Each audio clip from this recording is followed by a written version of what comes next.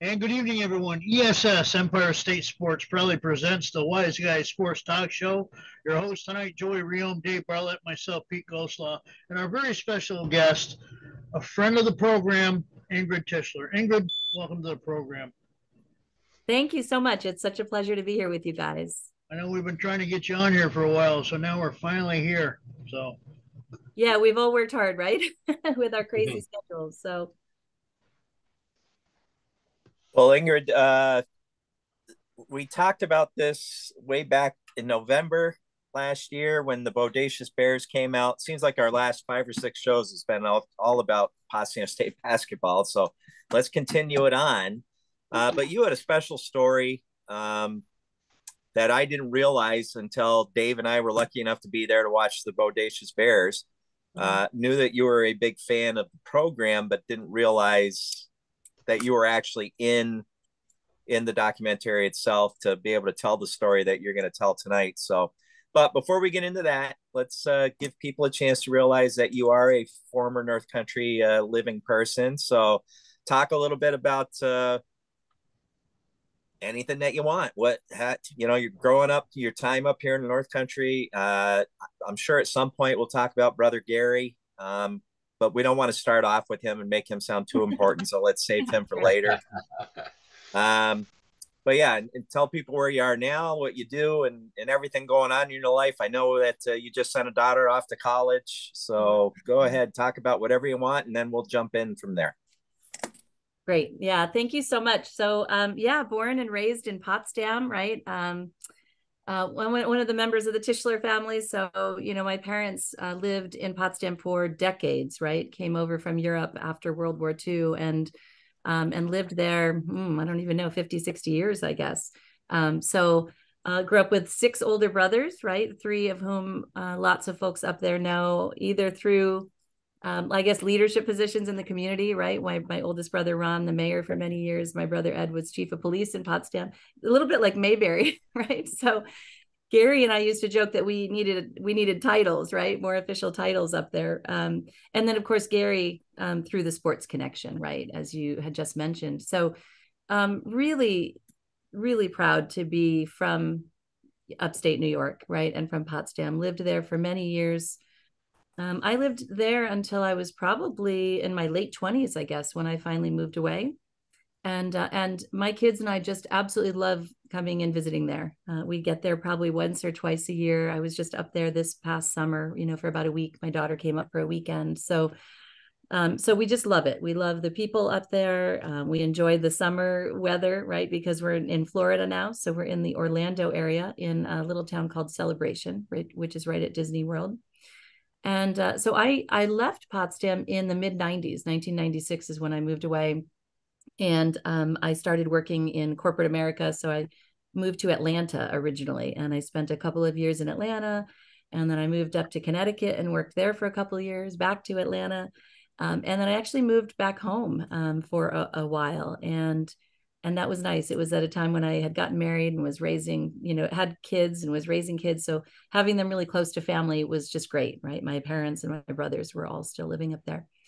And now I'm in the Orlando area, and I work as a leadership development consultant. So I have a business called Bella Luca, which is named after my children, Isabella and Luca.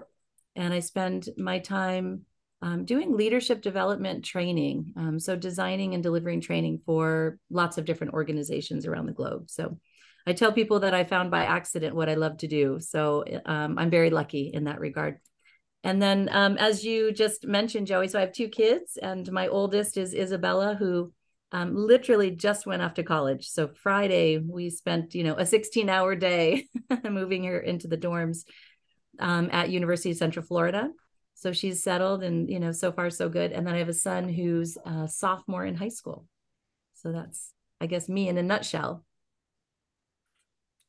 And a lot of travel involved in your job, right? Seems like I see a lot of Facebook posts with you on a plane, so going somewhere. Yeah, not as much as I used to, and I miss it. The pandemic really changed my work, right? Like it did for so many other people. It kind of took my business from 100% face to face to 100% virtual. So, on one hand, I'm really grateful that I could still do what I love to do, virtually because of technology like this, right, that we're using, right? Zoom and Teams. But I sure do miss some of the international travel. So the travel is slowly coming back, right? Right now, it tends to be more around the US, and I'm hoping that the international piece will come back too, because I just think there's nothing like being in the same room, right? I again love that we can do this and that we can all have this conversation, and we're located in 4 different spots. But at the end of the day, I love being in the same room with people as much as possible. So I think that was a big thing with companies and corporations that the pandemic brought about. They found out that they could do it. They could do a lot of things virtually, and so a lot of them went that route and then stayed that route. But then, like you just said, then I think that they realize there's something to be said for that personal touch, that face-to-face interaction. So a lot of them are now going back or doing a combination of both. yeah, absolutely. I mean, we've sort of landed at a hybrid model, right? Which is where I kind of thought we would. And you're right. So Dave, it's funny because I joked with my colleagues when the pandemic hit that we wanted to do a good job virtually, but not too good, not too because then we might never get back out there again, right? And so I think companies are learning what can be done well virtually, and then there's some things that really are better face to face. And one of the predictions I made, and I think it's starting to happen, is that excuse me, I did 6 hours of virtual training today, so I'm losing my voice a little bit, but is that when the pandemic hit and a lot of companies let go of brick and mortar, right? They let go of their office spaces and started doing this virtually, and they're like, hey, we're saving a lot of money, and people are excited to work from home, so we're still seeing good productivity. And so my feeling is that, or was that, we could do that for a while, right? We could sustain that for a little while, but then productivity was going to start to kind of slide a little bit. And I think that's starting to happen because, the collaboration is just not the same, right? And I think there's Right. contact with people, human touch is sort of it's a basic human need. And I think people are missing that. So I'm starting to see it swing back the other direction. I don't think it's ever going to go back to where it was, right? I mean, I used to work as external faculty for some leadership centers, like at GE and at Boeing, and those centers are closed. GE's is for sale, and it was one of the first leadership centers in the US. Like, they were cutting edge, right? So that's really sad for me. But it's, so we're not going to go all the way back to where we were, but I think the pendulum is starting to swing back the other way a little bit. That's good. Yeah. All right. So I guess the way I want to lead into this, Ingrid, is number one, how did you get asked to be in the Bodacious Bears? Not the story itself, but like obviously Tim or Fran, I'm going to assume Tim or Francesco must have known the background of what you're about to tell us. And were you surprised when they came to you about that? Well, so you're right. The connection was Tim. I met Francesco through the process as it was being developed. So Tim and I were friends, and he was a few years ahead of me in high school, but we've kind of become friends later in life. And I think Facebook, right, and social media kind of helps with that kind of stuff too. So before the project began, Tim called, and he knew about the connection with my family and with Coach Welsh. And so he called, and we were talking one day, and he just said, hey, I'm thinking about doing this thing, just to talk. When we were all in it, right, during that time, we didn't realize what a big deal it was, right? And what Coach Welsh and the basketball team and the whole program and the community, like this, it was a huge accomplishment for this little town, right? And this school in upstate New York. And I think at the time we didn't realize that, and then looking back later in life, we're like, wow, that was a pretty big deal, right? What was going on and what they accomplished. So Tim said, I'm thinking about, putting together this documentary and about Jerry Welsh and the program and all of it. And, what do you think? And I was like, I think it's amazing. And if there's anyone who deserves it and who has earned it, it's Jerry Welsh, right? So he is one of my favorite people on the planet. And so, yeah, so I wasn't surprised in that I knew that it was sort of happening, or that Tim was kind of thinking about it. And then, of course, there's a big difference between talking about something and making it happen. And boy, he made it happen in a really big way, right? So he just kind of went for it. And I said, absolutely, love it. Just tell me how I can help. And I'm happy to help in any way that I can. And then I think at some point, I think Bill Mitchell, who I've been friends with for many years as well, and Tim probably put Francesco in touch with me. And I happened to be up there. So 2 summers ago, I happened to be up there visiting when he was starting to interview people. So that kind of worked out well. And I went and went into Maxey Hall to do that interview. And that was even really emotional, right? I hadn't been there in so many years. And so after we got done with it, I was kind of walking the halls and looking at all the posters and just lots of good memories. Well, you really did a good job that night with Dave and I, because you and I talked a lot on that Saturday night in Maxfield's, and you did a pretty good job of keeping that under wraps that you were in it. Now, Oh. you told us a little bit about the story, but it wasn't until I was sitting there watching it the next day in the theater. I'm like, well, gee, she's in the thing. I didn't Exactly.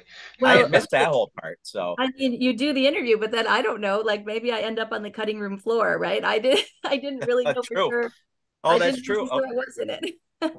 Yeah, you never think of that stuff. Yeah, right. So yeah, because you think about what a big story that is and how many people they talked to, right? How many interviews they did. And so really I didn't know. I knew it was a possibility, but I wasn't positive. So yeah, so you and Jim Boeheim and Coach Krzyzewski and just some people. yeah, that might be my big moment of fame right there. Right? Yeah, they found time to squeeze you in with Boeheim, Coach K, and Coach Beeline. Yeah, and I mean, listen, if they had to choose, I'm just, let's just put it this way. I'm glad they didn't have to choose between us. I have a feeling I might have made the cut. Well, Ingrid, why don't you now dive in and tell us the story and how this all happened, that you got into the Bodacious Bears, because I know it's a little heart touching and it's just going to be it's a really good story. So go ahead and tell it away. Yeah. I almost want to say, how much time do you have? Right. So I guess I'll go back to my sort of first memories of Jerry Welsh, and that probably was middle school. Right. And so this is sort of the time leading up to that first national championship, right?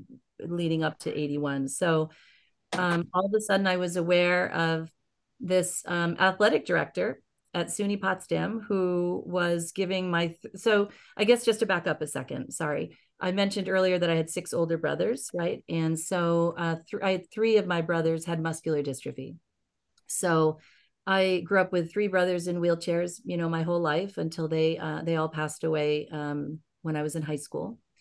And so I became aware of this athletic director at SUNY Potsdam and I don't know exactly how he learned of my family or found out about them. We had a really strong connection with the Order of Prometheus fraternity, a service fraternity at SUNY Potsdam, and it might have been through them. But he became aware of our family and my 3 brothers. And so he just started sort of really casually sending passes to our house for my 3 brothers to attend any sporting events they wanted. So it was a pass for each of them and then a guest, right? Someone to kind of bring them. And I had 2 brothers who were really big sports fans. The other was an artist, right? So they all had different interests. But my brother Roland, who was the oldest of the 3, became really interested in Potsdam basketball. So we went to the basketball games. We went to hockey games on occasion as well. I remember even like going to a swim meet once in a while. We thought, well, we have these passes. Let's go and check it out. And we grew up just a mile or 2 from the college. So it was really pretty quick and easy to get there. Maxey Hall had the big ramp right up the front. So at a time when, ADA wasn't around and people weren't, it wasn't always easy to go attend things. People didn't have ramps and elevators. That was something that was pretty easy for us to be able to do. So we started kind of going to those events. And then all of a sudden basketball sort of, I guess, became our favorite. And I found myself loving it as much as my brother Roland, and my other brothers would go too and join in. But we got to a point where I literally, as a 7th or 8th grader, would go to every single game with him. Every single game. It was our thing. So no matter who else went, the 2 of us would go. I wasn't driving yet, of course, right? So we would get dropped off and I'd push him up the ramp and we'd go in and we had our regular spot, right? We would sit across from the team. because with him in a wheelchair, of course, we can't go into the bleachers. And so you have the two teams on one side of the court. You have the cheerleaders, right? The Potsdam cheerleaders on the other side. And so that was the space where he could sit on the ground and be able to see everything without an unobstructed view. So that became our spot, and we were there every single game. It's kind of funny because I found out years later that people thought I was his girlfriend. We would show up at these games, and I would help him with whatever he needed, and we would sit there. So that's kind of how it started. And then, you guys know this about Jerry Welsh, right? Every single game he would come over to say hi. It didn't matter what was happening. It didn't matter how big of a game it was. Sorry. I was like, okay, I'm going to try not to get emotional, but I guess, it's going to happen probably at some point. Hard not to. Yeah. So, he came over every single game to say hi to my brother, and those are just my memories growing up. So yeah, we didn't miss a game. Of course we couldn't go to the away games, but we didn't miss a home game. And so now tell how it happened that they were able to go, or he was able to go to the national championship game, and how that all came about. Yeah, so that connects back to that fraternity that I was telling you about, right? So early on, my parents had a station wagon. So it was an old Chevy. Oh, I'm going to forget the make, and I know it. But an old station wagon. And anytime we went anywhere as a family, they would have to lift my brothers, out of wheelchairs into the station wagon, fold them up, put them in the, so it was quite an ordeal. So this service fraternity that I was telling you about, Prometheus, raised money to buy my family a van. They surprised my parents, and they bought us a van with a ramp, right? At that time, they didn't have lifts. And so that made life a lot easier. So fast forward now to that 1980-81 season, and the Bears are doing great, and all of a sudden they're headed to the Final Four in 1981. So I was in 8th grade, and all of a sudden, I don't know, my brothers Ed and Roland and a couple of guys from fraternity Prometheus decided that they wanted to take Roland to the national championship. And they asked my parents if they could borrow the van and drive out there. And that one was in Rock Island, Illinois. And so now picture me as an 8th grader, please, please, can I go? I'll do anything, right? And listen, as a parent, you're not going to send an 8th grade girl with a bunch of college guys, right? College guys, right? Yeah, they were family. These guys were like brothers to me, but still, right? So, but listen, it was such a big deal. When they left, I remember they left, it was Friday, and I went to school that day, and I couldn't stop crying. I was sick. I made myself sick. I came home because I was so upset to not be there. And it wasn't televised at the time. So the rest of us huddled around a little radio in my parents' kitchen. This makes us sound really old, by the way, doesn't it? But we were 3 of us are. Because we were. Oh yeah. Because we were doing the same thing. Yeah. And I can still hear the announcer in my head, right? When Leroy Witherspoon took that shot, and it's good, right? And everyone went crazy. Mm-hmm. So yeah, my brothers went to that game. They traveled, they took turns driving. Roland was sitting in that wheelchair for that entire trip, right? He was the only one who didn't get a chance to sit in the bench seat, and but he didn't care. He was so happy to be there. So they arrive, and now again, it's the Final Four. Jerry Welsh, as he did with every other game in the season, came over, talked to my brothers, welcomed them. Like, he didn't care about all the hoopla. He was amazing with that kind of thing, right? And he realized pretty quickly that my brother Roland wouldn't be able to see, because now you have 2 teams, right? 2 benches on one side of the court, and you have 2 sets of cheerleaders, right? All the teams there had cheerleaders. It wasn't anywhere where he had an unobstructed view.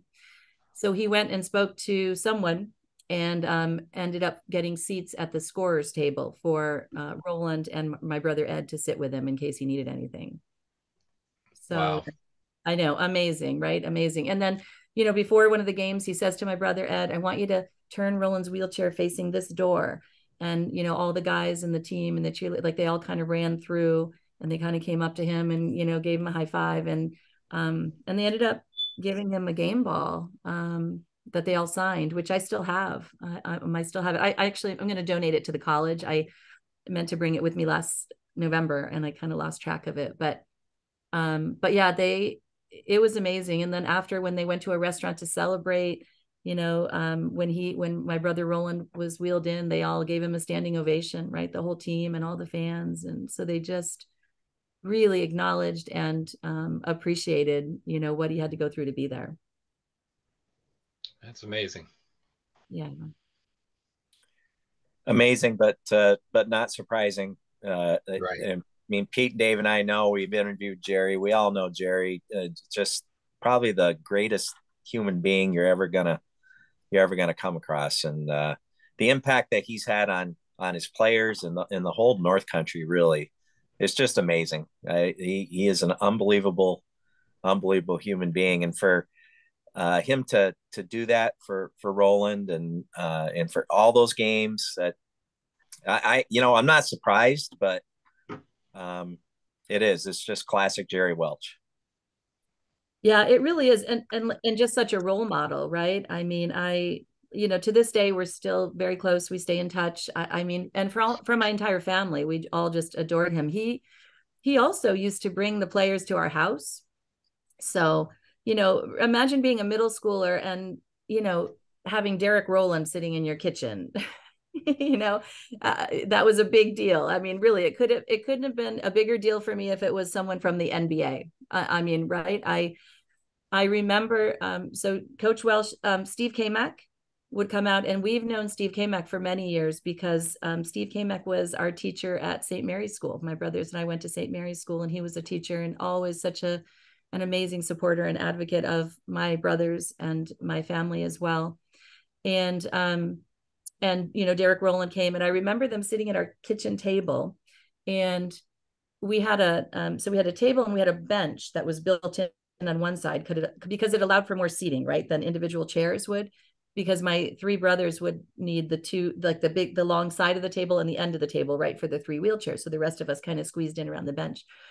So I remember Roland being at the table and sitting, and Coach Welsh and Mr. Kamak or Coach Kamak, I should say, in that context.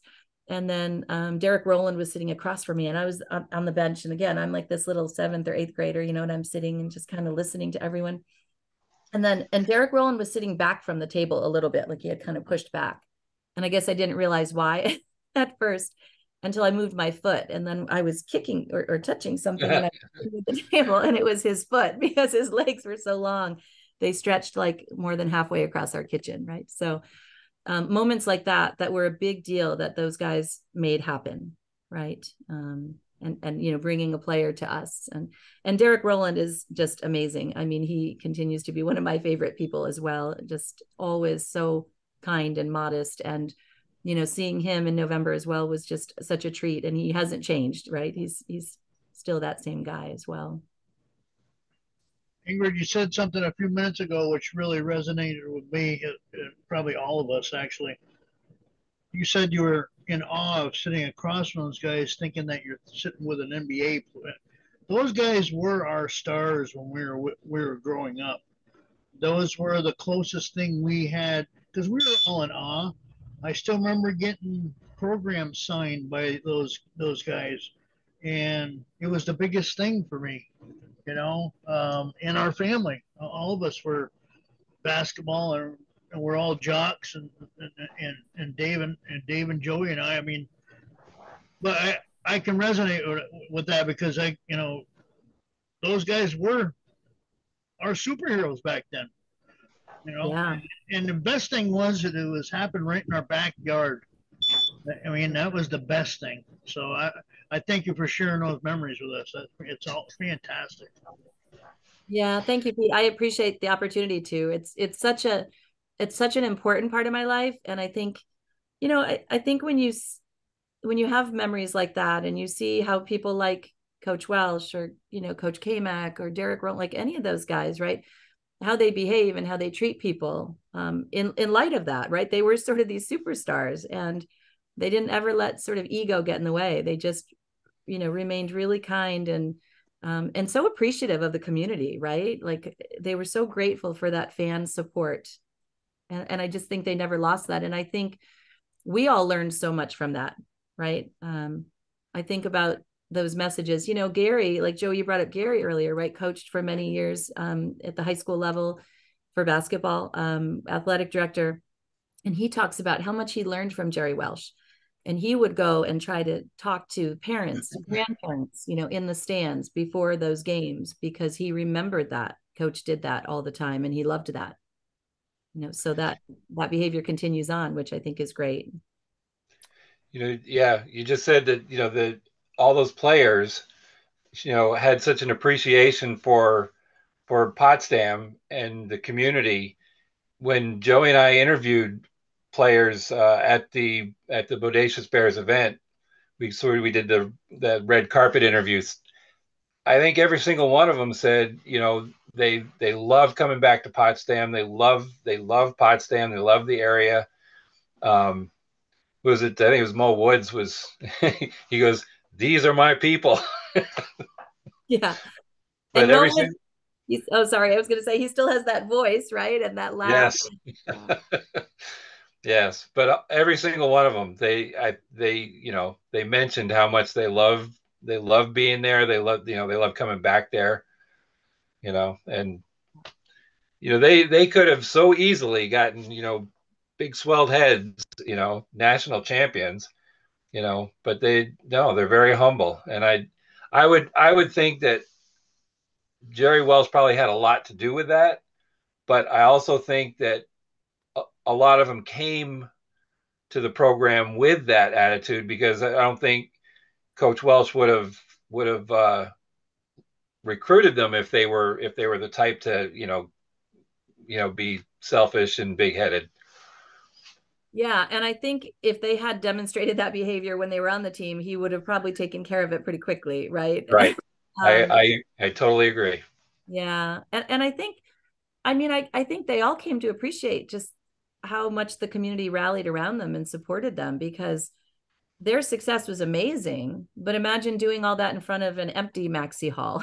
Yeah, and there's no such thing as an empty. There wasn't an empty seat in Maxi Hall. No, no. I mean, that was all a part of it, right? It's Yeah. so special. And after, so that all, the first championship in 81 was when I was in 8th grade, right? And then the following year, again, we went to all the games, and then my brother passed away when I was a sophomore in high school. And but we continued to go. It was just different, right? It was hard because so we intentionally didn't sit in the same spot. We kind of Right. us and sat up high, and so we were kind of facing that spot. But we went because we loved it, and we supported that program, and we supported Coach Welsh. When I turned so my brother Roland ended up passing away 1 week after my 16th birthday. And that's really important, because I used to say to him, one day when I'm 16 and I'm driving, we won't need people to drive us to the games anymore. I'll be able to drive us to the games. We won't need a ride. We'll be able to go ourselves. And he used to say to me, listen, I appreciate that, but when you're driving, you're going to be off, you're going to want to do things with friends, and you're going to go. And I always wished I could have shown him, like, I loved going to those games with him. I never would have given that up. I truly loved every moment of it. And so I continued going, but I got a job. He passed away in March, and I got a job in May, my first job at Faye's drugstore in Potsdam. Oh yeah. Um, and I actually talked to my boss and said, not to be presumptuous, but I need to tell you about something that's really important in my life. And I shared that with him. And he said to me, bring me their basketball schedule. Bring me that basketball schedule. And he scheduled me around every one of those home games so that I could continue going to every single home game. So, like, the story continues, right? The kindness continues, like the support continues. It's amazing, right? When I think back to that, like, here's this, 16-year-old high school kid, and that my boss was willing to do that for me was really amazing. When you talked about Gary doing some of the things that Jerry did, and I think now, I'm the oldest coach in Section 10 when it comes to basketball, and I, I have some things that I do because of Jerry, and I think about when I first started in this 30 years ago, every one of the coaches in Section 10 basketball, I guarantee you, had some sort of connection to Jerry and did something that he did. And now it's kind of, I'm it. There's not, everybody behind me doesn't have that connection to Jerry. So, to hear that Gary did those things didn't surprise me, because I think we all did, for the coaches that were connected to those days, that stayed in the North Country, coached basketball, and had a Potsdam State background growing up in the 80s, watching those teams play, and to get to know Jerry and to know how he did things. And the thing that Jerry did and still does that I incorporated into my program was just the connection he has. His players are still his players now. He, Steve Babiars, just saw him a couple of weeks ago. He tells me all the time, I talk to Jerry at least once a month. We interviewed Brendan Mitchell last week. When's the last time you talked to Coach? Oh, I gave him a call within the last month. They talk to each other constantly. Now, I'm lucky. I still live in a community where a lot of the kids, my kids who are now men, still live in the community. But the ones that don't, I still try to reach out to them. And that's because of Jerry. Jerry taught me, or showed me that they're not done. You're not done with them when they play their last basketball game for you. And I think that's one of the things that I took from Jerry, that I will always remain doing. And that is keep them part of me, keep them part of my family for the rest of my life. Yeah, I mean, it's such a testament to him, right? When you think about how many of the guys came back for like the dedication of the gym at Maxey Hall, right? When it became the Jerry Welsh Gymnasium, if I've got the name right, I think that was it, right? And so many guys came back, and then in November, and were interviewed for the Bodacious Bears. I mean, it's amazing, right? And sorry, I was just no, gonna go ahead. I think too, like so many of the coaches and those of you involved, right, with sports and sports lovers learned from him. But I also think that just in life in general, right, with what's important, to prioritize things, right? So, I mean, here's this coach at the Final Four, and he's coming over to talk to who's preparing for one of the biggest games of his life. And he's coming over to talk to my brother, and he's making sure he can see. And then when he finds out he can't, he does something about it, right? Like, that's just amazing. And it was like that at Maxey too, right? Remember when they'd have like the SUNYAC tournament, or if Albany came up and they would bring cheerleaders, he always made sure, right, to take care of people. And I just think in life too, like my brother Ed was such a big part of all that too. He and I were the last two, living at home, right, with my brothers, just because of age. And my brother Ron had already moved away, right? He was the oldest and wasn't living in the area, so wasn't as much a part of that. But the connection remains so strong with all of us. And Ed and I talk all the time, and we tell stories. And before those interviews for the Bodacious Bears, I said to him, I want to talk to you about it. Help me remember. I want to make sure I'm, giving an accurate account of what happened, because he was there, right? He was there in Rock Island. And when they won it the second time, when they won it in '86, I was a freshman in college. And so I was at Potsdam. So for sure, I was still going to all the games. Now I was in the student section, right? So now I was experiencing it as a student, and I rode the student bus to the Final Four. And it was amazing. That was in Michigan, right? Grand Rapids, Michigan. And Jerry Welsh and I happened to have birthdays that are a day apart. And so, he won the championship on his birthday on March 15th. And then we all had to travel home on my birthday on the 16th. So when you talk about like a celebrity, and my brother Ed went as well. He went with a group of friends, like they drove in a car there. But when you talk about celebrity, we're all in hotels, right? And after the championship, people are just going from room to room, right? It's probably motels, not hotels, right? With outside doors. And people are just kind of going from room to room to celebrate. And we had brought a birthday cake, my friends and I, for Coach, because I knew it was his birthday. And so when they came to our room, and we showed him the cake, and then he was like, "Hey, do you mind if I use the restroom?" And he went and used the restroom and came out, and of course washed his hands and dry. So my friend, after he left, was like, "I am keeping this towel. I'm never going to wash this towel." Coach Welsh used this towel, so he really was just so loved on that campus. I think as much for how he treated people as for his success. Definitely. When he got out of coaching, or if he decided that he wanted to stay in the North Country and became a politician, he could have been like, we could have branched off the North Country. He could have been the president of the North Country without a doubt. He'd have won that vote 99% to 1% without a doubt. I mean, there isn't a person that wouldn't vote for that guy. Just because the way he deals with people, it's just amazing.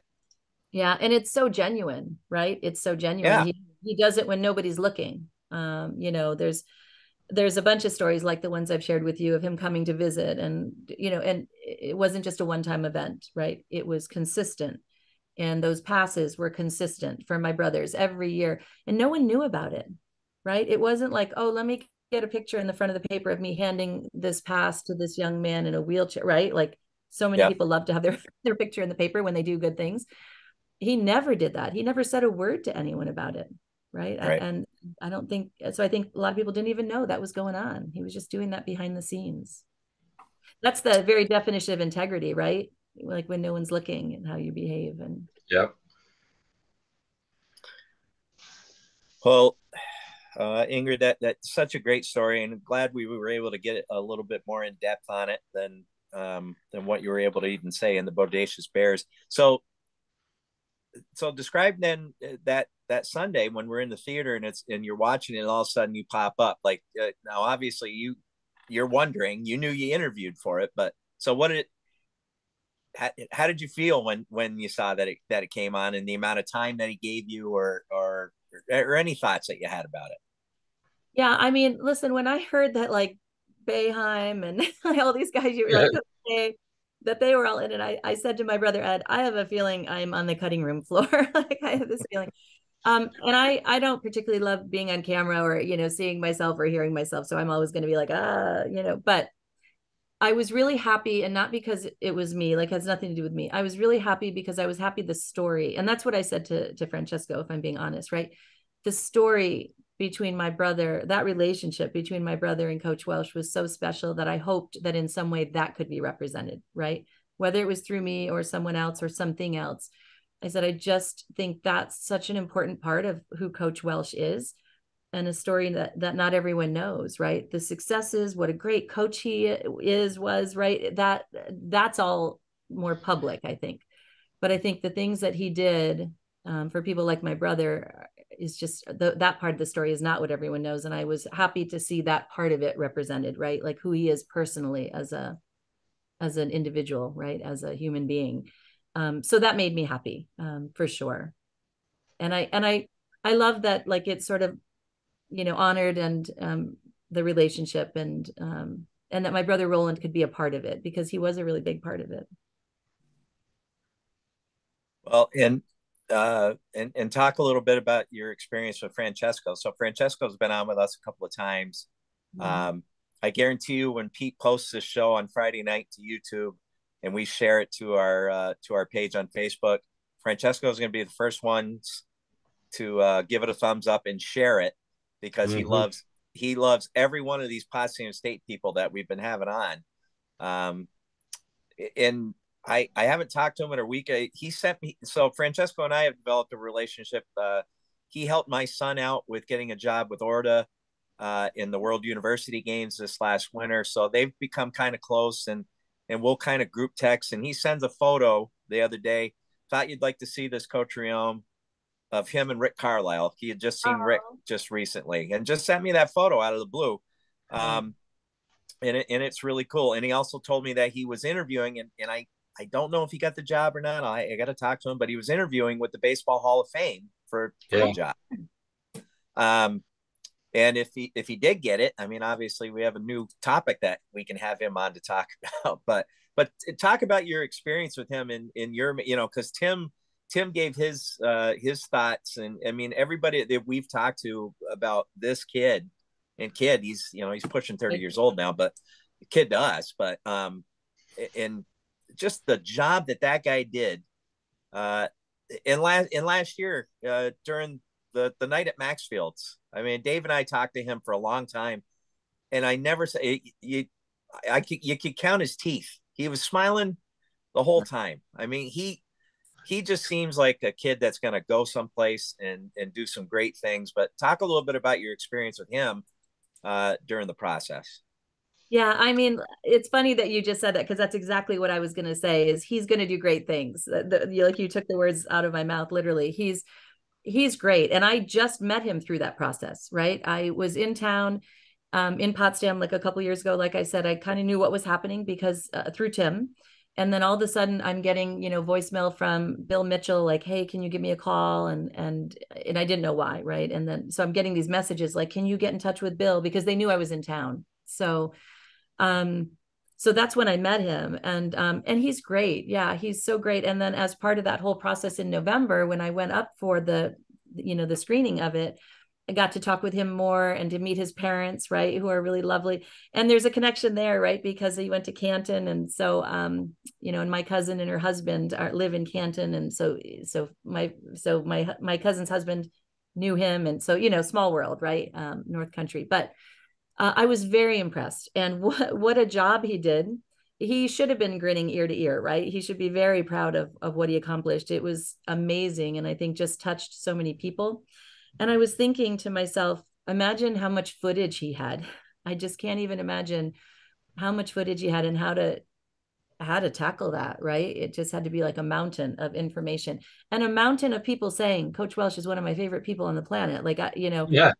how do you Yeah. How many even different ways can you say that?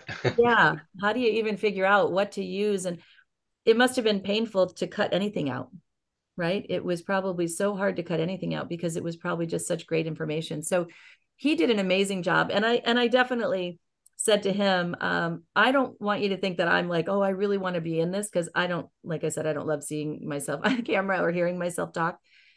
I did say to him, I just hope that the story will be in it, so I did say that to him, and no matter how that happens, right, that doesn't have to be me, that can be different people, but I think that made me really happy that sort of made the cut for sure. But yeah, he's great, and I didn't know that about the Baseball Hall of Fame. That's awesome. So I can't wait to hear hopefully the good news, right? Yeah, He's great. And it's funny because it just makes me think about so many conversations with Coach Welsh over the years too. And we reminisce, his memory is so sharp, right?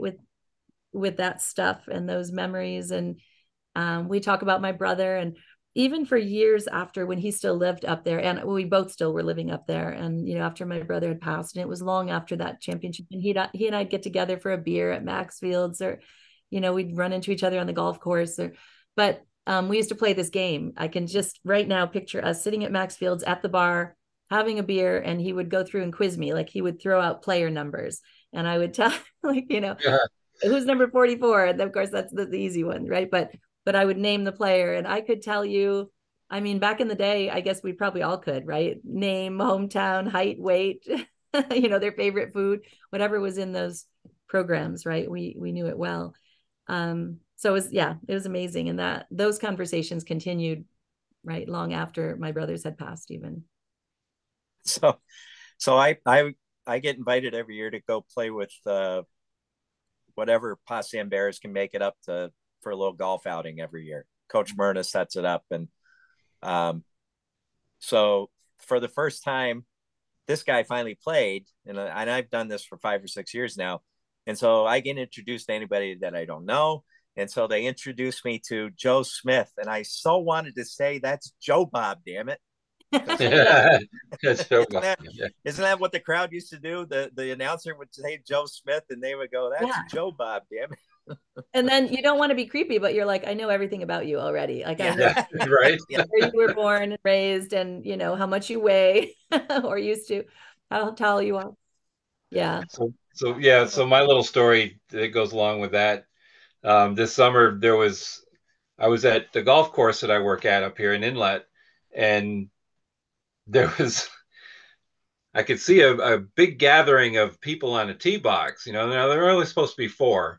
There was well more than 4. And so I cruise on down there, and I walk up to the tee box, and I'm kind of looking at this group of like 12 guys. And this one guy turns around and looks at me, gives me this big grin, and he goes, "Are we in trouble?" And I said, Steve Babiars. Because it's you, you're not in trouble. And he recognized me from having interviewed him on this show. But it was just as soon as he turned around, I'm like, "You're Steve Babiars." That's awesome. Well, listen, you guys, I mean, if there's ever a tournament where, having someone with a really high handicap would be an advantage, I'm your girl. I mean, well, ladies tees. I mean, you and Pete both play for the ladies tees. And a high handicap. So, wait, me and who? Who did you say? You and Pete can both play for the ladies tees. Dave and I will play for the men's. I had a feeling that's what he said, Pete. That's funny. That's funny. Yeah. Oh my gosh. Since I haven't touched a club in 2 years. Yeah. Well, there you go. So. Yeah, I hadn't touched one in a while. My son and I are both just starting to get back into it. We've just played a couple of weeks ago. We both went out, and it feels good to get back into it. I miss it. Yeah, I'm living in the state of golf courses, and I haven't been able to get a chance to go out. That's terrible. Yeah. I have one right behind me. I mean, I can take my golf cart to over there to where it is, and I haven't been able to go. Just too busy. So, I know. It's hard, right? It's hard to make time for it. And yep. Well, you haven't touched a golf club in 2 years. I touched way too many of them today. Oh, yeah. Yeah. Not always a good thing, right? Right. Yeah, that's awesome. Well, it's funny. I just, one other thing popped into my head. When I was just talking about my son and I going out and playing, and, my kids, of course, are, 18 and 15, about to turn 16. So all of this, the Jerry Welsh era, right, of SUNY Potsdam, and even my brothers, right, their uncles who passed long before they were born. This was all way ahead of them. And, but they've heard so many stories, and for sure, Coach Welsh and I talk on the phone, and we've kept in touch, and we keep in touch regularly, like some of the players. And so they know who he is. They know the stories. They know how important he is, in my life and for our family. And so I'm an RV owner. And so last summer, the kids and I did our first big RV trip after just a few months after purchasing it. And we drove from Florida up to New York to do some camping. And we camped along the way. And one of our stops really intentionally was Raleigh, North Carolina. So we stopped. I have a niece there as well. So I have family there.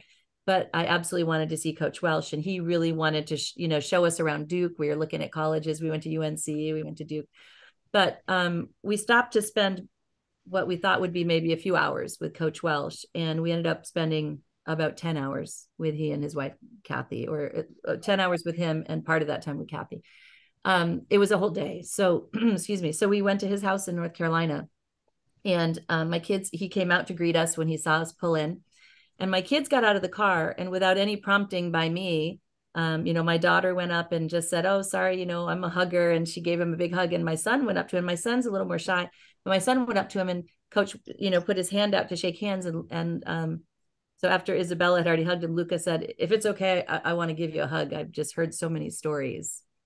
And that was a pretty amazing moment for me, right? And to see them hugging him and embracing him just very organically, like without any prompting, because they just, like, he's a part of their lives because of the stories they've heard. They met him when they were really little, but they didn't remember, right? They didn't remember. And I didn't tell them to do that. So it was amazing. And, we went around, and he showed us around Duke, and Luca went to the old basketball court at Duke and shot some basketballs, and Coach was giving him some pointers, right, as he was taking.